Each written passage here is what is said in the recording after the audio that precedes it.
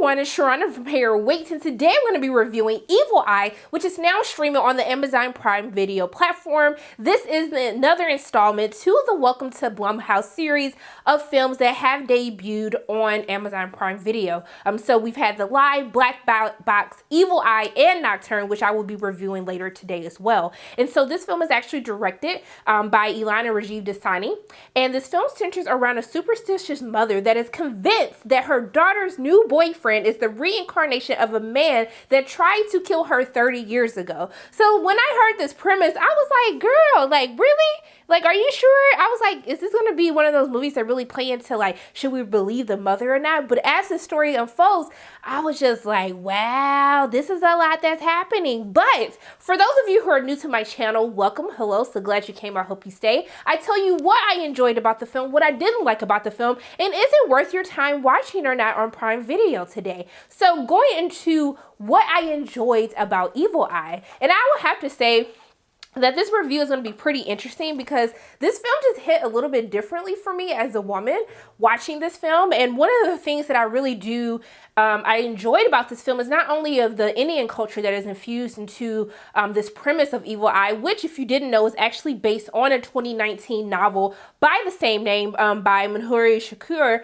And what I want to say is this whole thought process of this mother and daughter bond of this young woman. She's 29, living the best years of her life, but her mother is pressuring her about the importance of being married, of finding someone. And so as a woman, to really relate to that, even though this focuses on another culture, I was like, I feel you. My mother, she does this to me all the time.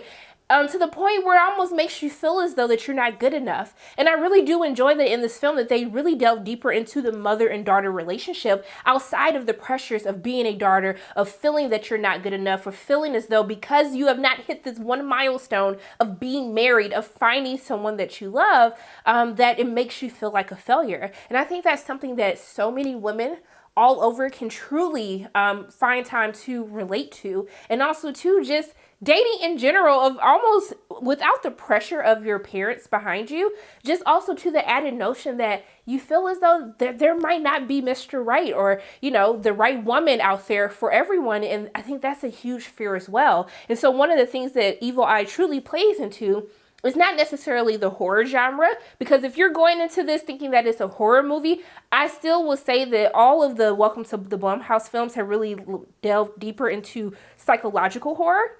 And I think with this week's two installments that we have between Evil Eye and Nocturne, the horror isn't this, isn't the premise. It's just how close to reality that a situation like this, depending on even your religious views, that this, you know, situation that we found our characters in through Evil Eye, how relatable it is, how you feel as though, what is that feeling of a mother who is thousands and thousands of miles away from their child when they feel as though that they're in danger? That's the biggest fear that you have as a mother, as a child, feeling as though your parents are going through something and you're not there to help them. I think those are the real horrors that are buried deep inside of this film. Now also too, I do want to give a shout out to Sarita, who is doing most of the heavy lifting in this film, who is basically the mom in the film. And she plays Usha, who is Pallavi's mother. And I think that she does such a great job as this worried parent, as this overbearing but still at times very supportive mother, and really going into these crazy ideas that to the average person may be crazy, but to her, based on her past experiences, that she believes to be true. I think she does a very great job of portraying this woman where you're just like, has she lost all touch with reality? Is she someone I should believe in? I think it really helps you kind of go through this back and forth, who's right, who's wrong. And especially as you see the strain that it takes on the mother and daughter relationship in the film, I think that Sarita does such a fantastic job. I've always been a huge fan of hers. I think she is very fantastic in this film. Now also too, I do want to give a shout out to Sunita Mani, who plays her daughter, because I think she makes it very believable for this close relationship for both her mother and her mom, like that they have, that when things start breaking, when you see this breakdown in the communication, when the breakdown in a relationship happens, you truly feel for her and you feel for the mom at the same time, because it's just like they had this great relationship. I'm so torn. You want happiness for one person, but you hate that this happiness comes at the expense of someone else's. And so I think that was very fun to watch throughout the course of the film. Now, I enjoy Omar Muscati as Sandeep, but I do have issues with his character, but I don't think it's based on his acting capabilities. I really think that when we get into the issues that I have with Evil Eye, it's really from a writing standpoint. And I think that I wish in this film that I think that first and foremost, the twist is revealed way too early. Like, even in reading the synopsis, you kind of have an idea of where you think it may be going. Is it true? Is it not? But I think the twist is just totally just like, hey guys, like, guess what? Remember we were thinking about this? Like, here's the real answer. I think that came way too early on into the film. And I also feel as though that the third act of the film is very rushed. And I think a portion of this has to do with, because the families are separated, because you have her parents who are in India, you have her daughter and her boyfriend who are in New Orleans.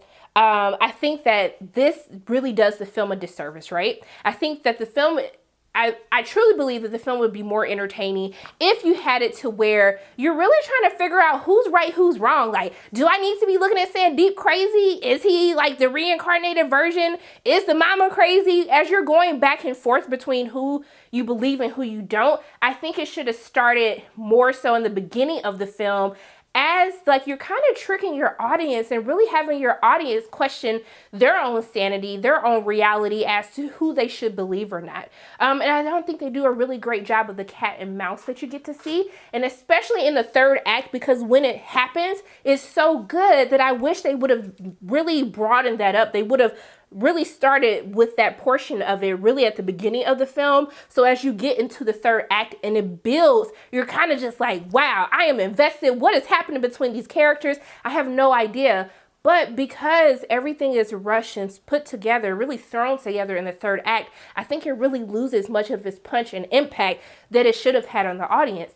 And that's what's unfortunately disappointed me about Evil Eye, is that the fact that you have this great premise, this great blend of Indian culture, into the twist of the film, that because they really didn't take the time to expound upon things, a lot of things that happen is really her mother's character telling you like, yes, this is what happened. This is why I think that this is what it is. Did you ask these people what happened? Did you ask your friends what happened? Like, mama, no, but I wish I could have seen that instead of you just sitting up here telling me everything that I actually had questions to. And I just didn't think that they took the time to really explore into Omar's character, Sandeep, and really get that eerie, creepy feeling. And really also too, this would have helped with her daughter's character of really being torn between mother and boyfriend. Do I believe my mother, who has always had my best interest, even though overbearing at times, versus the man of my dreams? And I think if they really would have played upon that, I think the film would have been